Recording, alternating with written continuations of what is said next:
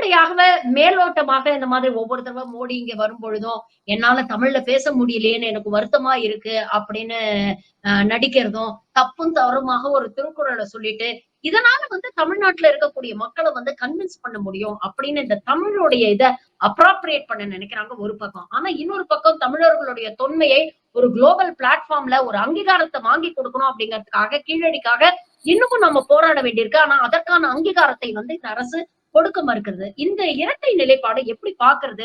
தமிழக மக்கள் இதை உணர்வாங்களான்னு நீங்க நினைக்கிறீங்களா? உணர வைக்கணும். தெரிஞ்சவங்க புரிஞ்சவங்க உணர வைக்கணும். ஏன்னா இந்த இவர் இந்த பிரதம மந்திரி நம்மளை ஏமாத்த பாக்குறாரு. இதுவரைக்கும் அந்த ஏமாத்த பாக்குறாருங்கிறத எஃபெக்டிவா சொல்ல முடியாம இருந்தது. ஏன்னா ஒரு திருக்குறளை போற இடத்துல எல்லாம் சொல்றது தப்பு தவறுமா சொன்னா கூட திருக்குறளை சொல்றாருங்கிற அளவு எனக்கு சந்தோஷம் தான். ஆனா ஒரு விஷயம் ரொம்ப தெளிவா தெரியணும், எல்லாருக்கும் தெளிவா தெரியணும். தமிழை புகழ்ந்து பேசுவது, பிரதமர் புகழ்ந்து பேசுவதனால் தமிழுக்கு புகழ்ச்சி, புது புகழ்ச்சி வரவில்லை. இவர் மேன்மை அடைகிறார், அவ்வளவுதான்.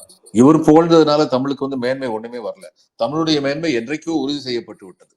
இன்னிசை அணிந்த பொன்னிலஞ்செல்வி இனிமையே தன் பெயரானாள், மண்ணுலகெல்லாம் வணங்கிடத்தக்க பொதுமலையருடைய வாணி, பன்மொழிக்கு உயர்ந்த தொன்மொழி அரசை, பரமனின் வரம் பெற்ற புதல்வி, தன்னிகரற்ற தமிழ் எனும் அமுத தாய் மலரடி படிந்துவங்க இவருக்கு 200 வருஷத்துக்கு முன்னாடியே பாடிட்டு போயிட்டாங்க. அதனால இவர் புதுசா எங்க தமிழுக்கு எதுவும் செய்ய வேண்டியதில்லை. ஏதோ தமிழை பத்தி பேசுறாரு, எங்களுக்கு சந்தோஷம்.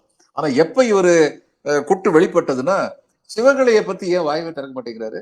5300 வருஷத்துக்கு முன்னாடியே இரும்பு பத்தி தெரிஞ்சிருந்தோம் நாங்க அப்படின்னு சொல்லும் போது, உலகத்துல இரும்பு பற்றை வச்சிருந்தோம், முதல்ல வச்சிருந்தது டர்க்கி கிடையாது, தமிழ்நாட்டில் உள்ள சிவகலை தான் அப்படின்னு நாங்க சொல்லும் போது ஏன் வாயவே திறக்க மாட்டேங்கிறீங்க?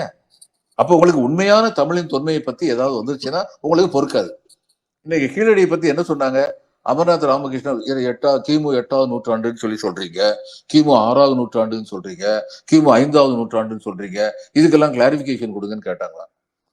அப்ப இவர் அமர்நாத் கவர்மெண்ட் சர்வெண்ட், நம்ம கேட்டாலும் பதில் சொல்ல மாட்டாரு. ஆனா எனக்கு தெரிஞ்ச வட்டாரத்தில் விசாரிச்சல என்ன தெரிஞ்சதுன்னா, அமர்நாத் எழுதினாரா, ஐயா ஒரு ஆர்டிகிள் கிமு 8ஆவது நூற்றாண்டு, இன்னும் சிலது கிமு 6ஆவது நூற்றாண்டு, இன்னும் சிலது கிமு 5ஆம் நூற்றாண்டுன்னா நான் அப்படித்தானே எழுத முடியும்? எல்லாம் கிமு 8ஆவது நூற்றாண்டு எழுதுனா, அதாவது எல்லாம் கிமு 5ஆவது நூற்றாண்டு எழுத முடியுமா? I have given my report, I stand by my report அப்படின்னு சொல்லி அவர் சொல்லிட்டாரா. இப்ப இது மட்டும் இல்ல, ஆதிச்சநல்லூர் ரிப்போர்ட் வராமலே இருந்தது, அதுக்கு வழக்கு போட்டாங்க.